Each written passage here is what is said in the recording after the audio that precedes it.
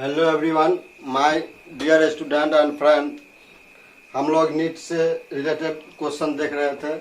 कुछ क्वेश्चन देखे थे, कुछ और देखेंगे। आए हम लोग अगला क्वेश्चन देखते हैं। Which are true, which is या आर ट्रू, मतलब कौन सही है इसमें। पहला हमारे यहाँ पे लेते हैं acidic oxide. Acidic oxide CO2 N2O5 CrO3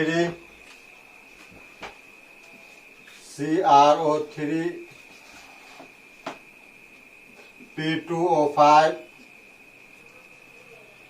Mn2O6।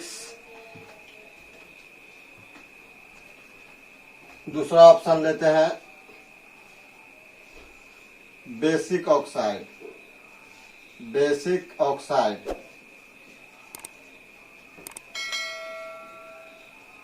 MgO CaO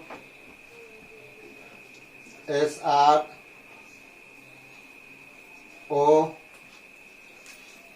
Na2O K2O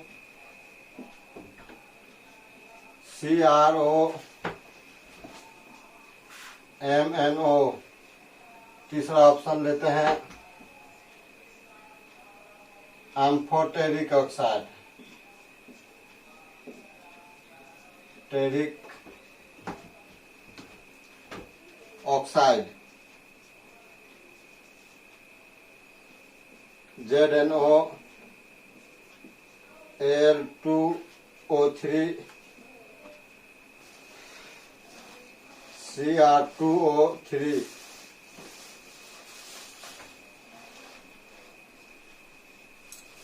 चौथा ऑप्शन लिखते हैं न्यूट्रल ऑक्साइड। न्यूट्रल ऑक्साइड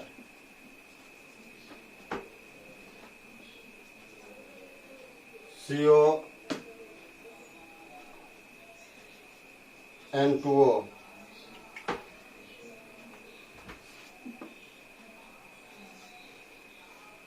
अगला ऑप्शन लिखते हैं ऑल।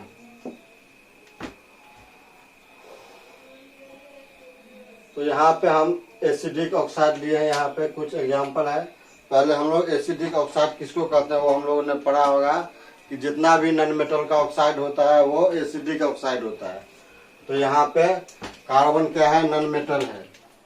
कार्बन क्या है, नॉन मेटल है, इसका ऑक्साइड क्या होगा, एसिडिक होगा। फिर नाइट्रोजन नॉन मेटल है, इसका भी ऑक्साइड एसिडिक होगा। फास्फोरस नॉन मेटल है तो इसका भी ऑक्साइड एसिडिक होगा। लेकिन यहाँ क्या आ गया, मेटल आ गया। क्रोमियम और एमन क्या आ गया यहाँ, मेटल। तो मेटल के लिए थ्योरी है डी ब्लॉक के लिए, डी ब्लॉक के मेटल के लिए कि जब डी ब्लॉक के मेटल का ऑक्सीडेशन नंबर 4 इक्वल और ग्रेटर देन 4 होता है तो वो ऑक्साइड क्या कहलाता है, एसिडिक ऑक्साइड कहलाता है। जैसे यहाँ पे क्रोमियम का ऑक्सीडेशन नंबर है +6, यहाँ पे इसका ऑक्सीडेशन नंबर क्या है, +6। इसका मतलब डी ब्लॉक का मेटल यहाँ पे कितना ऑक्सीडेशन स्टेट में है, ग्रेटर देन 4 में, 6 में है। यहाँ भी इसका मतलब ये भी क्या हो गया, एसिडिक ऑक्साइड। तो हम लोग ध्यान रखेंगे यहाँ पे एसिडिक ऑक्साइड के लिए भी जितना भी नॉन मेटल का ऑक्साइड हो वो एसिडिक होगा, और जितना भी डी ब्लॉक का मेटल इक्वल और ग्रेटर देन +4 ऑक्सीडेशन स्टेट में होगा वो एसिडिक ऑक्साइड होगा। इस पॉइंट को हम लोग ध्यान में रखेंगे। दूसरा है यहाँ पे बेसिक ऑक्साइड। बेसिक ऑक्साइड के लिए है कि जितना भी मेटल ऑक्साइड होगा वो बेसिक होगा। बेसिक मीन्स यहाँ पे है एस ब्लॉक का मेटल ऑक्साइड, क्योंकि डी ब्लॉक के मेटल के लिए क्या है, ऑक्सीडेशन नंबर पे डिपेंड करता है। लेकिन एस ब्लॉक का जितना भी मेटल का ऑक्साइड होगा वो बेसिक होगा। जैसे यहाँ पे क्या है, एस ब्लॉक का मेटल है यहाँ पे मैग्नीशियम, तो ये बेसिक ऑक्साइड होगा। कैल्शियम क्या है, एस ब्लॉक है, एसआर एस ब्लॉक है, सोडियम एस ब्लॉक है, KS ब्लॉक है। तो ये सब क्या होगा, बेसिक ऑक्साइड होगा। लेकिन वहीं पे डी ब्लॉक के लिए है कि जब डी ब्लॉक का मेटल +1 +2 ऑक्सीडेशन स्टेट में होगा तो वो क्या होगा, बेसिक ऑक्साइड होगा। जैसे यहाँ पे क्या है, क्रोमियम +2 में है और Mn यहाँ क्या है, +2 में है, मतलब ये भी क्या हो गया, बेसिक ऑक्साइड। तो ध्यान रखेंगे कि जब डी ब्लॉक का मेटल +1 या +2 में रहेगा तो वो बेसिक ऑक्साइड होगा। बेसिक ऑक्साइड का नेचर बढ़ेगा जब उसका ऑक्सीडेशन नंबर घटेगा। मीन्स अगर ऑक्सीडेशन नंबर +1 होगा तो वो ज्यादा बेसिक होगा इन कंपेरिजन टू +2 के लिए। लेकिन वहीं पे एसिडिक नेचर बढ़ेगा जब ऑक्सीडेशन नंबर बढ़ेगा। अगर यहाँ पे क्या होता, Mn+7 में होता तो वो ज्यादा एसिडिक होता इन कंपेरिजन टू Mn+6 के। फिर यहाँ पे क्या, ये एम्फोटेरिक ऑक्साइड। एम्फोटेरिक ऑक्साइड उसको बोलते हैं जो दोनों एसिड और बेस दोनों से रिएक्शन कर सकता हो। जैसे यहाँ पे है zinc oxide, aluminium oxide, chromium oxide, और भी होता है PV, ये सब लोग आप लोगों ने देखा होगा और उसको ध्यान में रखेंगे हम लोग। एसिडिक ऑक्साइड जो क्या करेगा, हमको बेस से रिएक्शन करेगा तो साल्ट बनाएगा। बेसिक ऑक्साइड एसिड से रिएक्शन करेगा तो सॉल्ट बनाएगा। न्यूट्रल ऑक्साइड जो एसिड बेस से रिएक्शन नहीं करे, जैसे CO, N2O। तो यहाँ पे क्या, ये चारों ऑप्शन हमारे लिए सही है, इसीलिए इसका करेक्ट आंसर क्या होगा, ऑल ऑफ दीज। दूसरा क्वेश्चन है,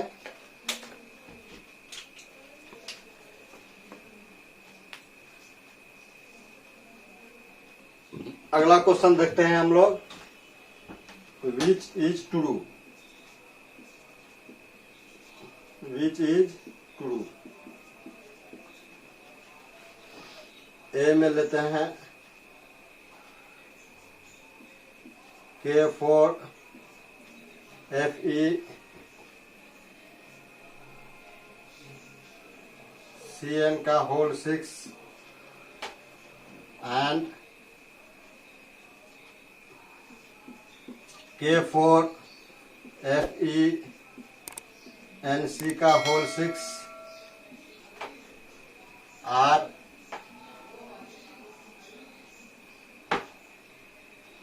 linkage isomerism, linkage isomerism.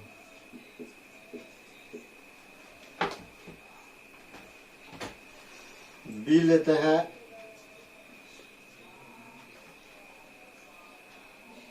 Fe CN का होल 6 एंड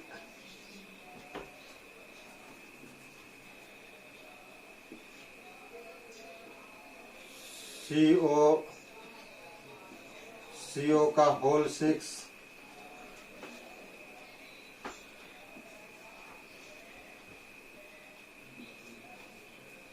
Fe CO का होल 6 CO CN का whole 6 are coordination isomerism.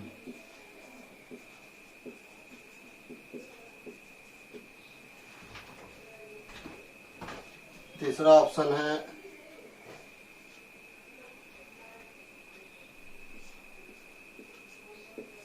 K4 Fe CN का whole 4 Cl Br and K4 Fe CN का whole 4 Br and BrCl are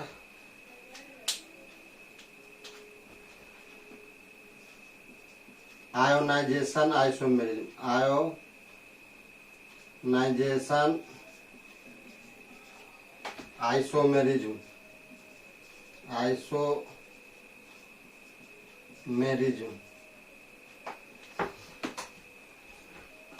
चौथा option है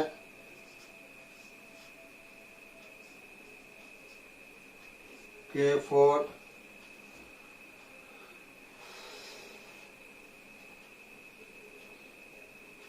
Fe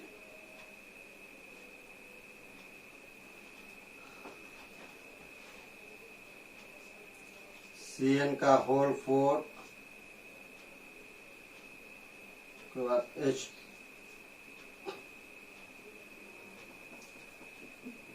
Cl2 2H2O and K4 Fe Cn का whole 4 Cl dot H2O और H2O dot Cl are hydrated और solvated isomerism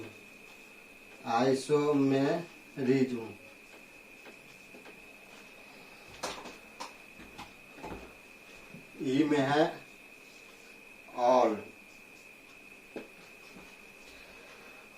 तो अगला ये question लिया है हमने कोऑर्डिनेशन के आइसोमेरिज्म से। तो यहाँ पे कहता है इसमें कौन ट्रू है, जैसे K4 Fe Cn का whole 6 and K4 Fe Nc का होल 6 आर लिंकेज आइसोमेरिज्म। तो यहाँ कुछ नहीं करना है, बस हमको यहाँ पे ये देखना है, लिगांड देखना है।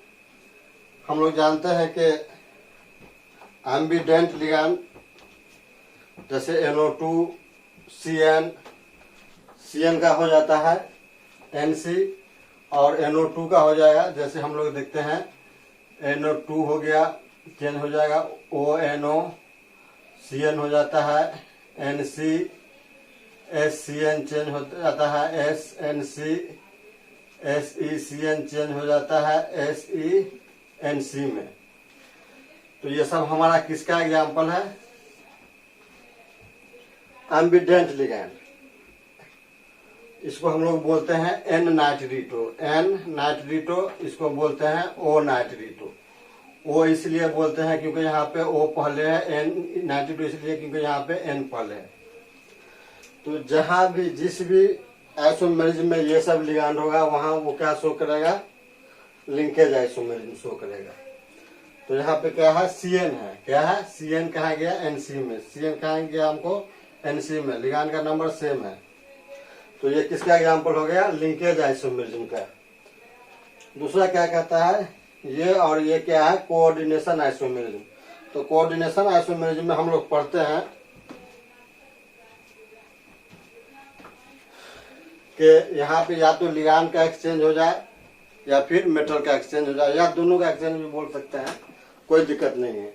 जैसे यहाँ देखिए, यहाँ पे क्या हो रहा है, Fe के साथ क्या है Cn है, लेकिन यहाँ कॉपर के साथ क्या है, कोबाल्ट है। कोबाल्ट में हमेशा O छोटा लिखेंगे और कार्बन मोनोऑक्साइड में क्या करेंगे, O हमेशा बड़ा लिखेंगे।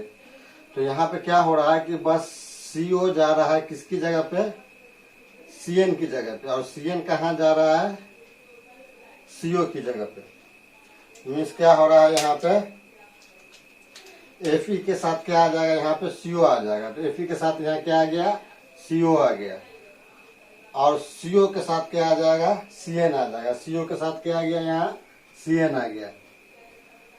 तो यहाँ पे क्या हो रहा है, लिगैंड का एक्सचेंज हो रहा है, या दूसरे टर्म में आप बोल सकते हैं कि मेटल का भी एक्सचेंज हो रहा है। जैसे मेटल यहाँ पे क्या था, Cn के साथ था, अब मेटल कहाँ चला गया, CO के साथ चला गया।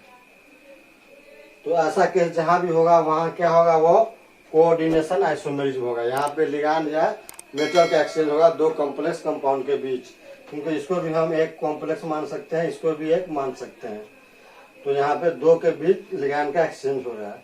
उसके बाद ये कंपाउंड और ये कंपाउंड क्या है, एक दूसरे का आयोनाइजेशन आइसोमेरिज्म है। आयोनाइजेशन आइसोमेरिज्म हम लोग उसको कहते हैं जिसमें प्राइमरी वैलेंसी और सेकेंडरी वैलेंसी के बीच एक्सचेंज होता है। मीन्स प्राइमरी लिगैंड और सेकेंडरी लिगैंड के बीच एक्सचेंज होता है। प्राइमरी लिगैंड उसको बोलते हैं जो बिग ब्रैकेट के बाहर हो। जैसे यहाँ पे क्या है प्राइमरी लिगैंड, ये बी आर है, ये बिग ब्रैकेट के बाहर है। यहाँ पे प्राइमरी लिगैंड क्या है, या प्राइमरी वैलेंसी सीएल है, प्राइमरी वैलेंसी सीएल है। तो जिसमें प्राइमरी वैलेंसी की संख्या ज्यादा होती है वो ज्यादा आयोनाइजेबल होता है, ज्यादा कंडक्टिविटी होती है उसकी रिएक्टिविटी भी ज्यादा होती है। ये सभी सवाल आते हैं। जैसे मान ले यहाँ पे 2 BR दे दे, 3 BR दे दे, तो उसमें बोला ब्रेक करके कितना आयन ज्यादा होगा, या फिर उसकी कंडक्टिविटी क्या होगी। तो प्राइमरी वैलेंसी जिसकी जितनी ज्यादा होगी उसकी कंडक्टिविटी और रिएक्टिविटी क्या होगी, ज्यादा होगी, क्योंकि ये कॉम्प्लेक्स कंपाउंड तो एक ही आयन देने वाला है आपको, लेकिन ये जितना रहेगा उतना आयन में ब्रेक करेगा। तो इसको हम लोग क्या बोलते हैं, आयोनाइजेशन आइसोमेरिज्म, जिसमें क्या होता है प्राइमरी और सेकेंडरी वैलेंसी के बीच एक्सचेंज होता है। तो ये क्या होता है हमारा प्राइमरी वैलेंसी जो बिग ब्रैकेट के बाहर है, लेकिन जो भी बिग ब्रैकेट के अंदर है ये क्या होता है, जैसे यहाँ पे ये सीएल ले लेते हैं, ये सीएल हमारा क्या हो गया, ये सेकेंडरी वैलेंसी हो गया। तो यहाँ पे किसके बीच एक्सचेंज होना है हमको, ये बी आर कहाँ पे जाएगा, इस सीएल पे जाएगा, और ये सीएल कहाँ आ जाएगा, इस बी आर की जगह पे आ जाएगा। क्या हो गया, यहाँ पे सीएल आ गया बाहर, बी आर आ गया अंदर। तो इसको हम लोग क्या बोले, आयोनाइजेशन आइसोमेरिज्म, मतलब ये भी सही है। उसके बाद है ये, और ये क्या है, हाइड्रेटेड या सॉल्वेटेड आइसोमेरिज्म। हाइड्रा का मतलब ही होता वाटर, सॉल्वेंट में हम लोग वाटर लेते हैं क्योंकि वो आसानी से मिल जाता है, सस्ता होता है, उसकी बहुत सारी खूबियां हैं जो हम लोग जानते हैं। इसका डाइलेक्ट्रिक कांस्टेंट भी बहुत अच्छा होता है, बहुत ज्यादा होता है, और बहुत सारी बातें इस पर अगर चर्चा किया जाए तो एक क्लास लग जाएगा। तो यहाँ पे हम लोग इतना समझें कि हाइड्रेटेड आइसोमेरिज्म के लिए यहाँ पे कम से कम वाटर रहना जरूरी है। वाटर ही होगा तो ये हाइड्रेटेड आइसोमेरिज्म होगा, जिसमें वाटर का एक्सचेंज होगा सेकेंडरी वैलेंसी से। यहाँ पे क्या था, प्राइमरी वैलेंसी, लेकिन यहाँ पे क्या होगा, इसके बजाय यहाँ पे वाटर का एक्सचेंज हो जाएगा, बस और कुछ नहीं होना। यहाँ पे सिर्फ वाटर का एक्सचेंज हो जाएगा। 1-2 क्लोरीन से क्या होगा, 1 क्लोरीन बाहर आ जाएगा, 1 क्लोरीन बाहर आ गया। यहाँ 2 H2O था तो क्या हो गया, 1 H2O अंदर आ गया। तो यहाँ 1 क्लोरीन 1 H2O हो गया। यहाँ क्या था, 2 क्लोरीन अंदर था। इसका मतलब ये क्या है, हाइड्रेटेड या सॉल्वेटेड आइसोमेरिज्म है। और लास्ट ऑप्शन है हमारा ऑल, मीन्स क्या है, चारों ऑप्शन सही है। तो हमारे लिए क्या सही होगा, ऑल सही होगा। तो हम लोग कंटिन्यू रहें, शेयर करें और सब्सक्राइब करें। हम इसका अगला क्वेश्चन देख रहे हैं।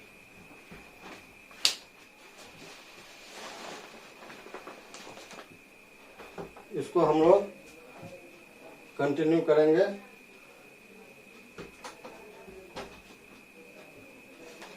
आप लोग कमेंट क्या कीजिए, प्रॉब्लम हो तो पूछा कीजिए। थैंक्स।